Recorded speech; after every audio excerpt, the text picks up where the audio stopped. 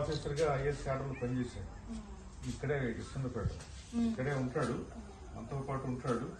ఇప్పుడు మిగతా ఎమ్మెల్యేని మనం గెలిపిస్తే వాళ్ళు వ్యాపారాలు వాళ్ళు చాలా బిజీగా ఉంటారు. ఇంత ఖచ్చితంగా రావడం కోసం